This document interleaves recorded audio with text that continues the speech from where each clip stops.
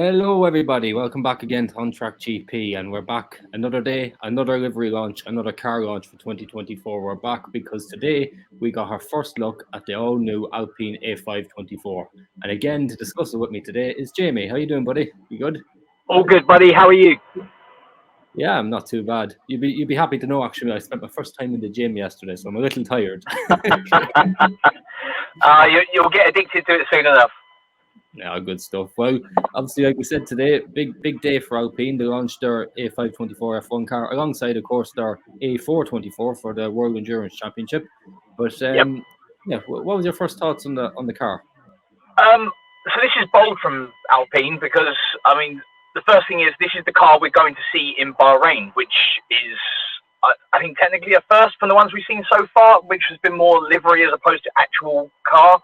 I like it. I would like it more if there was more colour to it. There are a lot of things that I'm sure we'll get into in a minute that we've seen from this render that look like Alpine are taking this seriously and have actually gone with a revolutionary approach to the car. But from a purely aesthetic point, there's some pink in it, which is a great start for me. Happy days. And I think 8 races this year, it's going to be mostly pink, so that's even better. I think that's echoing a lot of the stuff that we had with Williams the day before yesterday. It's about giving sponsors the sort of bang for their buck, and BWT are going to be featured quite heavily this year. But I like it. What do you think? Yeah, I like this. My first thought was, though, initially with the delivery, at least, very black, very kind of bare carbon fiber, and a lot of teams are going down that route, obviously this year, to try and save the weight. So yeah, it's not what I expected, to be honest. They were teasing camo pink liveries all week on the social media channels, so I expected a little bit better, but it's a change. It's a good change, and the car itself looks, you can see visible changes in terms of downforce and what we've tried this year. So yeah, exactly that. I was disappointed with how much just carbon fiber there was. But it's going to be a recurring thing this year where it's going to be a lot of black accented colors. And I think once people get bored of it, and I mean, I make no excuse to the fact that I love cars like the BAR car from the Villeneuve era that was half blue, half red, so for me, if they'd gone with an all pink car, I would have been very happy. But at least there is some color on it. Yeah, so going from, this season, obviously there was a lot of talk about changes to the car itself and kind of really getting the maximum out of the downforce and the bodywork. But as we know, Alpine are still at a bit of a disadvantage when it comes to the engine regulations. They talked a lot about being at a deficit with their engine power and performance last year. And now, of course, we know until 2026, teams can't improve their engines. The engine regulations are frozen. So what would you be expecting from Alpine this season? Is it time to make the gains up with the car? Because it's a deficit, I think it's going to be a case of refining what they have. One of the key issues that I think they're looking to address is side pods and channeling cooling.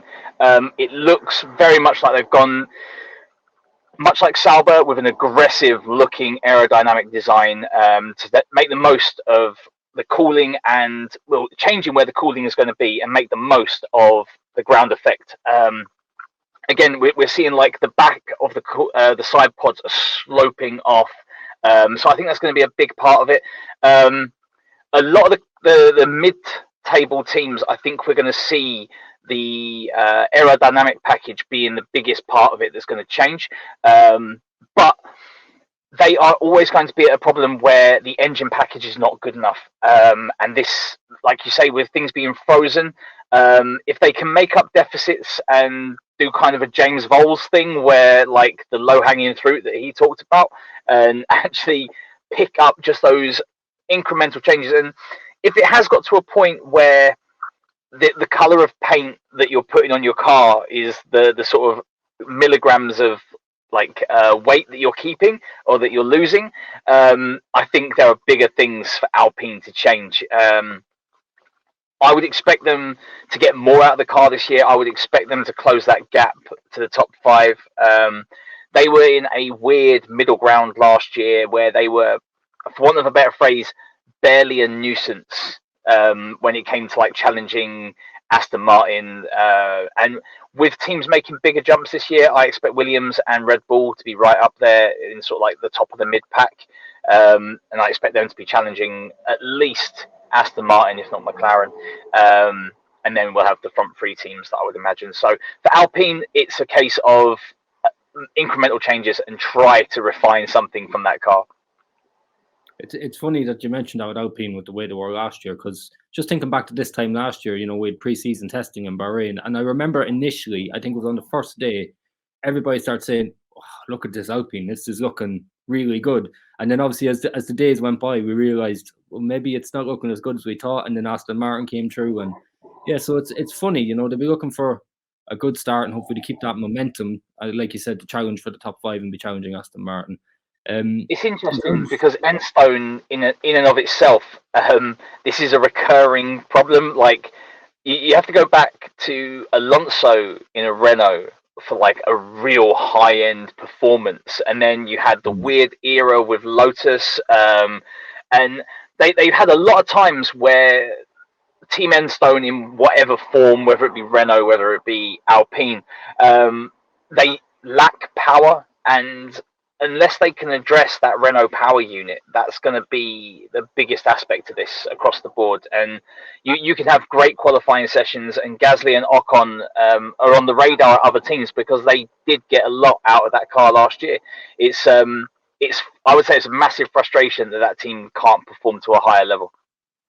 That's actually a great point. I just thinking there, like that was the main reason why Red Bull split from Renault a few years ago, because literally the car wasn't up to it in terms of top speed and performance with the power unit.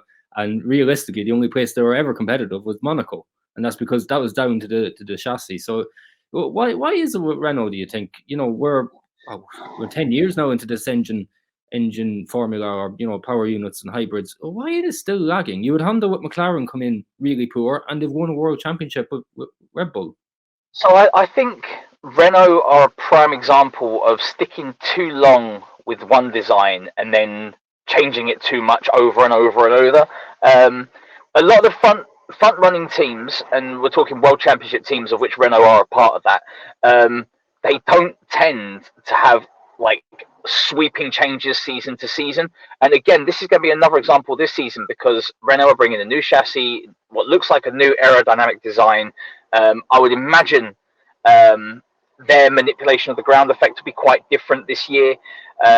So I think what it is with Renault is they were on the wrong path all the way up to like Lotus, leaving Lotus time. And then as they've moved into this Alpine era, it's another revolutionary change. It's another design team. It's too many changes too many times. So I think that might be the biggest problem with Renault.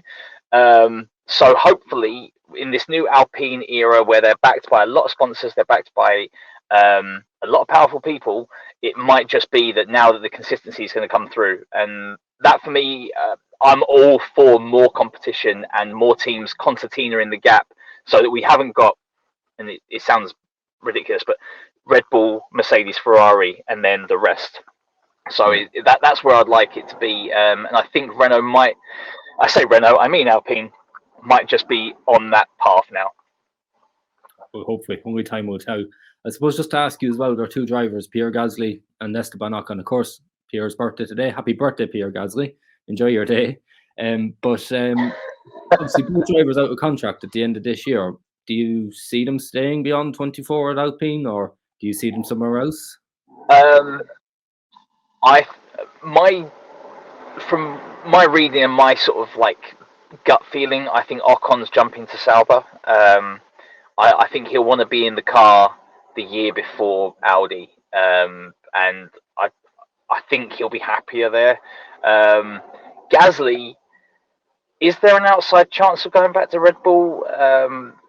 That's one thing. I don't think neither driver is unhappy with Alpine, and neither driver is unhappy with where they are in terms of having equal driver status. I think it would just be more a case of, are there more attractive opportunities elsewhere? And if a team comes knocking and it's a proverbial step up from Alpine, then yes. So for Ocon, although it would be a sideways step to Sauber at the moment, he'd be looking at the Audi job. And for Gasly, could it be that there's opportunities at Mercedes or Red Bull would be? I mean, I could see Gasly at either of those teams. If Aston Martin are more consistent, then that would be another one. My question would be: Are Alpine happy enough with their drivers? And if they're happy enough, are they going to put the money up to keep their drivers? Because they're both middle of the market here. We're only but we're not talking Alonso money to keep either of these drivers. They're sort of between 8 to 12 million a year plus bonuses. So it might be that this situation is happy for both the team and the drivers. All right, before we wrap up, Jamie, I just want to ask you one more thing about obviously the Alpine launch. There was the A424 was also launched as part of Alpine's World Endurance team. It's going to be the car they're going to be racing with in the World Endurance Championship, the hypercars this year, and that will of course mean Le Mans. But one very familiar name, let's say, that was along that driver lineup today was a certain Mick Schumacher. Now he's up with two very experienced endurance drivers as his teammates, Nicolas Lapierre and Mathieu Vaxivière. How do you think these three guys, and particularly Mick in particular, will get on in the World Endurance Championship this year? I'm glad to see Mick back in a supercar of some description. Even though it's World Endurance as opposed to Formula One, I think Mick has had a rough deal when it comes to the top end of motorsport. So it's great to see him in that team. And I would love to see Alpine challenge in WEC and for Le Mans as well. It's a great lineup. It's a strong lineup. I'm a huge Le Mans fan. I think as a spectacle, it's quite amazing. So for me, to see more Formula One drivers in Le Mans is always fantastic. Even back to like seeing like Paul di Resta and guys like that in a World Endurance is great. So I'm really happy for Mick. I still think he has unfinished business in Formula One. Like I say, he's had a rough deal of it, and his dad has a very, very long shadow. But I think they'll be competitive and up against, I mean, especially when you look at Le Mans with Ferrari, Porsche, Audi, there are so many big names in there, and people will be looking all the time. So yeah, I'm really happy for him, and I think it'll be a competitive season as well. Yeah, definitely. That series is going to be one to watch this year, I think, with all those manufacturers. But yeah, let's just see how Alpine get on. So thank you very much again for joining me today, Jamie. I hope you were enjoying your day, and I didn't jump in too much on you. That's all right. I'm stuck in the middle of the countryside, so I'm only an hour and a half from London. But nope, I'm loving these launches and appreciate you having me on. I'm glad there's a bit of pink on the Alpine car, and yeah, looking forward to the not Red Bull tomorrow.